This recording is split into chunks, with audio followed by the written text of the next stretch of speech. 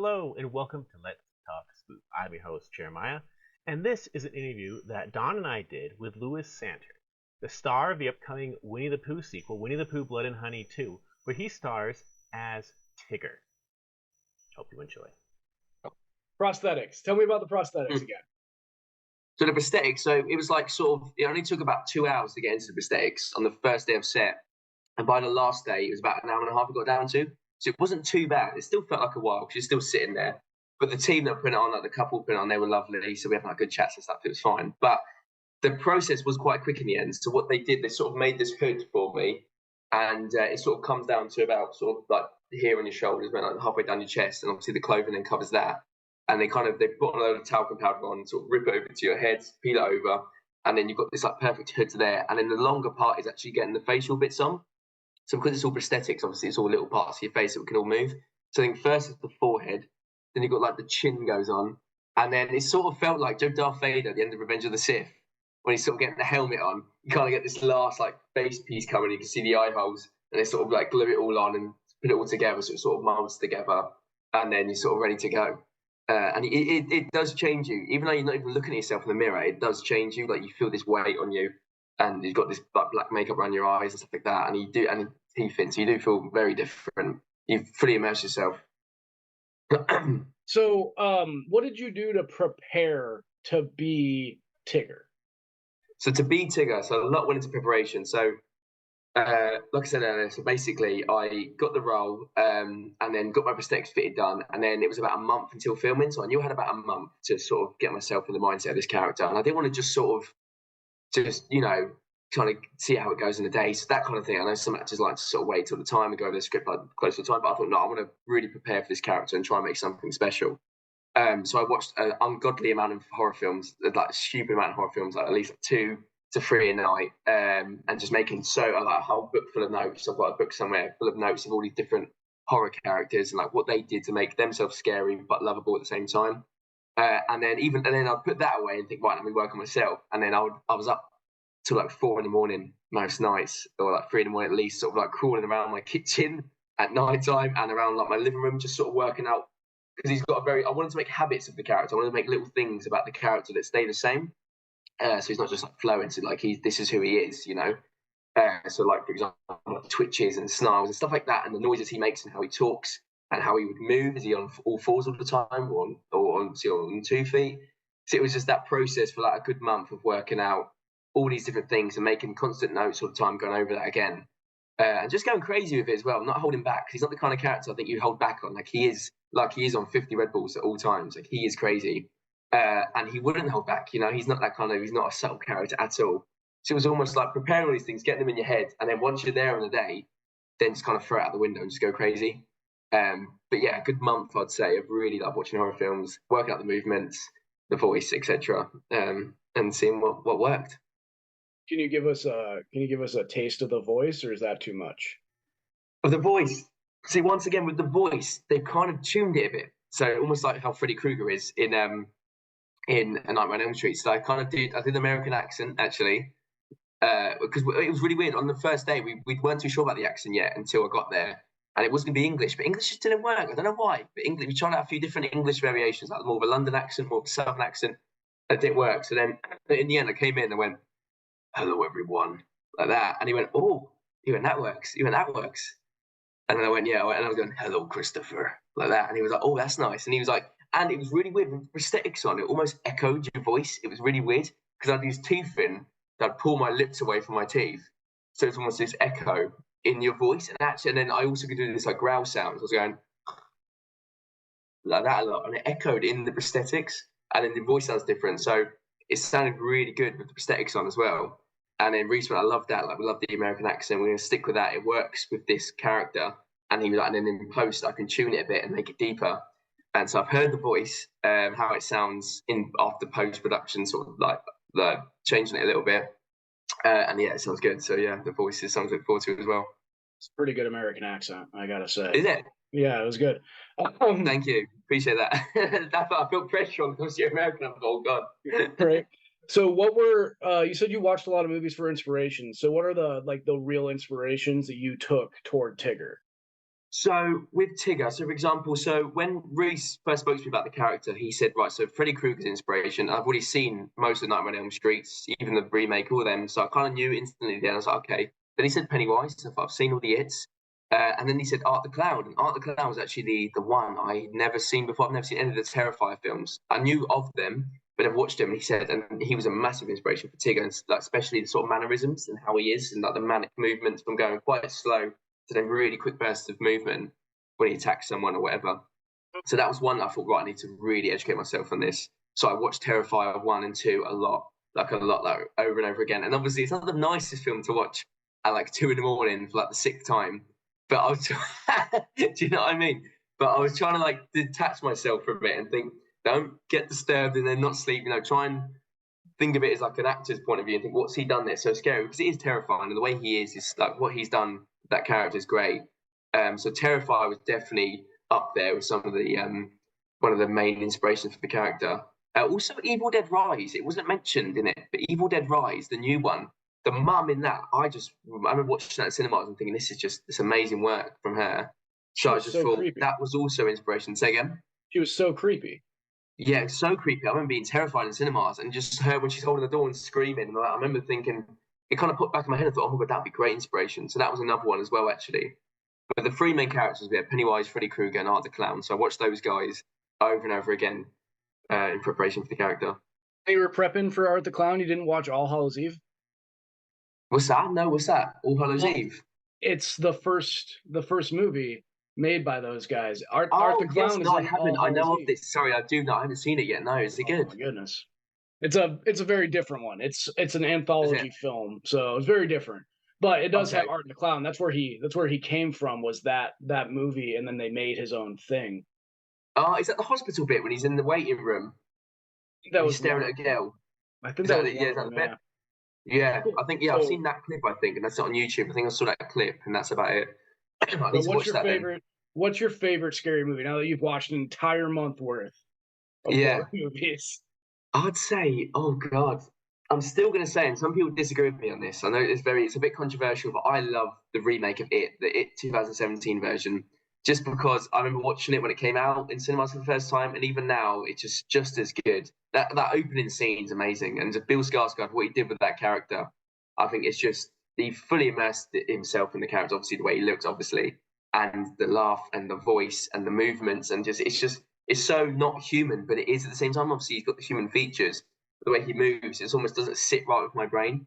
Do you know what I mean? And that's what creeps me out. So that's why I was so fascinated by him, and that's why that film. And also the amount of screen time he has is great. There's a lot of screen time, which I know some horror movies are kind of like, for example, Freddy Krueger in the first Nightmare on Elm Street is barely in the film actually, if you think about it. But whereas Pennywise, he's in it loads. He has like monologues. He's talking loads. So that's one of the reasons I love that film. That's part of the evolution of horror in general.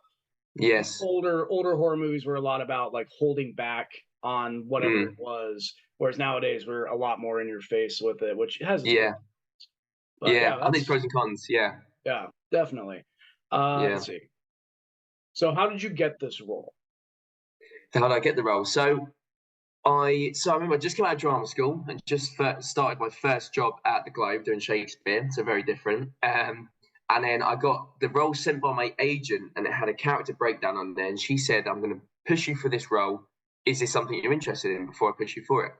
And I read it, and it said, obviously, inspirations Pennywise, Art the Clown, Freddy Krueger. So it sounded great. It said heavy prosthetics, obviously, covered in prosthetics. It said, like, combat experience and sort of stunting experiences, like, required sort of thing. Or it was a great thing to have. And I trained in stage combat at drama school. So already I was like, oh, this sounds great. And it said creature studies is also a bonus. I did animal studies for a term at drama school. So that was quite fresh. I thought, okay, brilliant. So I was like, yeah, send me for it. And I remember that day I couldn't rest. I could not rest because I kept saying to my agent, have they come back yet? Have they come? And she went, no, Lewis, I've just sent you for it a few hours ago. Like, give them time. I was like, okay. But I got so impatient. So I followed everyone who was involved in the first film. So I followed Reese, I followed Scott, I followed Vince, the DOP, I followed all the crew. Followed all the cast as well from the first film, just to kind of get on their radar. And then I remember that night, Reese followed me back on Instagram. And already I was like, okay, this is a good start. This is good. And then I think about a week later, I think it was the day before my show at the Globe, I got a text from Reese on Instagram saying, "Hiya, Lewis. So we got put forward and all this stuff. Do you want a self tape?" So I was like, "Yeah, brilliant." So made a self tape, sent it in like 2 days later, and it went great. And I sent in a load of combat clips of me doing like stage combat with like different swords and weaponry and stuff like that, and some stunty stuff as well. And it went brilliant. And that was it for like 2 weeks. And I was going crazy. And I was like, do you think like as an actor, it's like refreshing emails and messages all the time for like 2 weeks. And then, yeah, out of the blue, one day, got a text from Reese saying, "We want to offer you the role of Tigger. Loved your self-tape, loved your clips, all that stuff." So, yeah, you got it. And I was like, I remember just going absolutely crazy. I was going absolutely crazy when I got that. So, yeah, that's how I got it. Is this like a dream come true? Was Tigger was your favorite character from the Hunt Yes. of Wood? So, yeah, definitely my favorite character. Yeah. So when I was a kid, I mean, people always call me Tigger anyway. So even before I got this role, I've always been referred to as Tigger, because people always say I'm very jumpy, and I'm very talkative and high energy a lot of the time. My brain's always sort of going. So a lot of people sort of have referred to me as Tigger before in the past. It's quite funny that I got this role. So it's kind of manifested into this. And then even as a kid, so when I first got the role, I told my family about it, and they were like, "Yeah, do you not remember? They're like, as a kid, you had this animatronic Tigger that used to dance and talk and stuff like this. It was like a big model of him." And I was like, "Oh my god, yeah!" So even from a really young age, I've always loved the character of Tigger, and it's always been my favorite in the Winnie the Pooh franchise. So it's crazy that now I'm playing a sadistic version of Tigger. It's like my two favorite things: horror films and my favorite childhood character, like morphed into one, and now I'm playing him. So yeah, it's crazy. I have a question that I'm going to interject in because I'm really curious. Yeah. You can't see my face, but people don't see me. How Tigger's really known for his bouncing and his movement and his constantly going.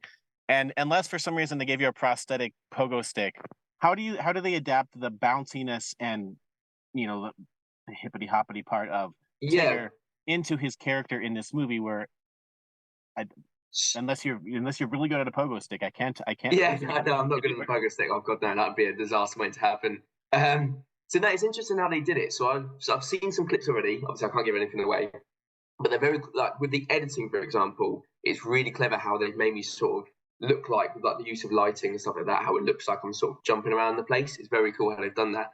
And there's that element of he's always sort of shaking. So in every clip I'm in. So it's very high energy. I'm always vibrating and shaking. Like I said earlier, like I've had 50 Red Bulls all at once. He's vibrating, shaking. I'm twitching a lot, and there's a lot of snow. There's always something going on with him. So he's always naturally bouncy in his own sort of mannerisms and stuff. And then, like I said, with the use of editing, it looks like I'm sort of jumping around. And then because I've done stunty stuff before, and I've done falls and stuff like that, we sort of used that. And then we had like, for example, there's moments in the film I'm jumping off something and I land in front of like obviously like a group of people or whatever, and it looks like I've sort of maybe just jumped from one place to the other, but it's sort of cheating it and then using like things to jump off of safely, obviously. And yeah, so like various things like ladders and stuff like that. So it looks like with the use of editing and the magic of film, it looks like I'm sort of jumping around the place. And hopefully it's what the audience sort of see. So yeah, that's how we sort of made that happen. But then there's also that realistic sort of version of like he's always bouncy in himself anyway. He's always looks like he's ready to go. So that's how we sort of kept that side of the character in the film. So one follow up to that one, and then I'll go back to you, Don. Go ahead. So with every sequel, they're upping the ante, and they make it more brutal. They make it more more characters, more sets, more money, typically more death. You're the star new character in this sequel, as far as like the main one, advertising. Would you say you get the best kills, or how many?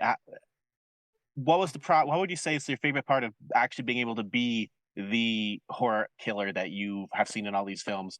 And do you get some cool ones? Yeah, I do. Obviously, I don't want to give anything away. I don't want to spoil anything.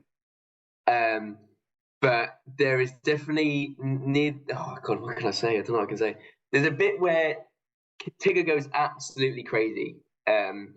Near the end of the film. So what I'll say, and there's a crazy scene that the audience can look forward to, and that day or a couple of days on set was the most fun I had probably like ever in my whole life. And it's something that the audience can really look forward to. Something near the end of the film where Tigger goes absolutely berserk and there's a lot of kills and there's a lot of blood and a lot of gore and a lot of guts, and you just see everything. There's bits coming out of everyone. So that's all I can say without giving too much away. But yeah, I'd say be very excited.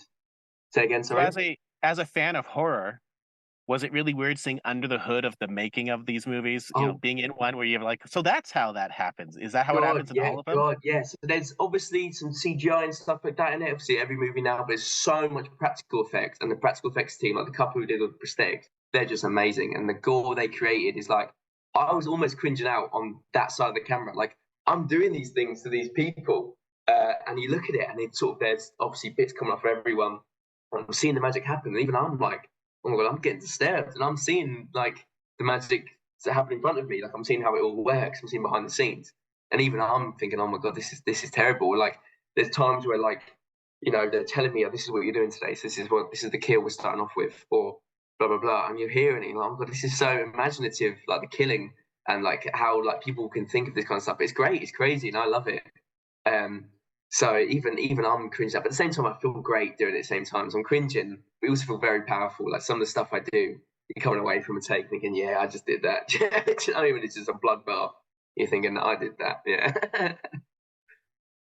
So Jared kind of alluded to how a sequel always has to be bigger and better. So what do you think makes this one bigger and better than the first one? I think this one's bigger and better because sort of, I'd say the stakes are higher because more is sort of revealed in this film. So the stakes are definitely higher. There's more monsters. Obviously, I think people love killers in a horror film, and obviously there's double the amount of killers. Obviously, there's 2 in the first one, there's now 4 in this one. And then the kill count is obviously, as a slasher film, you want a kill count. You want a lot of people dying, a lot of blood and guts. There's also a kill count, but it's not like it's sort of glossing over the violence. Do you know what I mean? I think when there's a massive kill count, sometimes people can just sort of can be rushed kills, but it's not. It's so many people dying, but there's so much detail in the gore as well, and in the blood, and in the way they're dying, which horror fans can really enjoy. So it's just sort of the best of both worlds. It's a win-win situation, and that's why not many people killed in the first one. It's not a great kill count, but in this one, it's just goes absolutely berserk. It's like 100 times the kill count, or something like that. Sort of like it's crazy. Sort of like Halloween Part 1. I think only like 6 people get killed in the original Halloween, but then Halloween Part 2, he kills an entire hospital. Like, exactly like that. Oh, cool. Exactly like that. And I think horror films, like horror fans, look forward to that kind of thing in horror films, just getting better and better and better and bigger as they go along. So yeah, and obviously that's just how these films work, isn't it? It's sort of, you just give the people what they want, and they just get better and bigger as they sort of go along. So yeah. Do you have any cool behind the scenes, backstage stories you can tell us? Behind the scenes, backstage stories that you tell? I would say probably is when I first got very nervous on my first day on set, and no one knew I was nervous because I try not to be nervous. But there's a bit where Tigger does jump off a high thing, but it looks like he's just jumped off like the ceiling or something. But I had to, and I'm trained in like certain stunts and falls and jumps and stuff like that. I'm training combat, so I felt very confident. But they set up this ladder on the first day on set, and I had to go up this ladder and jump off in front of this group of people and all this kind of thing. And I remember everyone kept going, "Are you right to do this? You're right, because it's quite high up. It's quite high up and stuff." But obviously, like, everyone's checking. Obviously, it's all safe. Do you know what I mean? It's a massive team around. Everything's safe. Everything's being looked after, and it's all being checked and stuff. And I was on the sideline waiting. I remember I've never been so nervous in my life, not because of like what could happen, but because you don't want to mess up on your first day. So you don't want to mess up. I'm here. It's all happening. I've been preparing for a month. I thought the worst thing if I like slip over or hit my head or just do a stupid fall or something like that. I remember that. So that was one of the things on the first day on set. I remember I was up on that sort of ladder. It was all safe. I had a lot of people looking after it. And I thought, oh my God, Lewis was like, do not mess this up. Do not mess this up. And did a few takes of it, and it looks awesome. So it went great. So yeah, nailed it. Yeah, definitely. Nice. What do you have coming up after this? Is there a third one coming? Are you doing something else? What are you up to? So I can confirm that Tigger will definitely be back. So he's going to be in future films. So I can't say the titles of the films and what they're going to be and stuff like that. But what I can say is that Tigger is back for future films. Yeah. So he will be back. Yeah. Awesome. It's great. You get to be in a franchise. Yeah, hopefully. Well, yeah. Hopefully. So all I'll say is be very excited for the future. That's what I can say. Be very excited, yeah. Awesome. If you're a Tigger fan. Are you doing anything else? Are you still doing theater, Shakespeare? What else are you doing? Yeah. So I wrapped up on Pooh, and then I went back to the Globe pretty much straight after. Yes, it was crazy. So I started the Globe, wrapped up on that film, and I was back at the Globe doing A Midsummer Night's Dream, another Shakespearean play. and then just done other films. I did another film a little while after that, and I played a chav in this feature film. So it was going like a proper English sort of roadman sort of chav. So it's going from like doing Tigger to then doing that. And yeah, various bits and bobs. So getting back into stage combat, I'm trying to keep that going. So that'd be fun. Commercials and stuff like that. So there's sort of different. I'm trying to tick a box on different things to do as an actor, different jobs and stuff. And obviously, it's going great at the moment. I'm very grateful. And then conventions, something I'm very looking forward to is conventions in the future, like meeting fans of this franchise and of fans of Tigger and the other characters and stuff. So that's something in the future I can't wait for. I can't wait to go to conventions. Thank you all for listening. I hope you enjoyed that. Winnie the Pooh, Blood and Honey 2 is coming to theaters March 26, 2024. Hope to see you at the movies.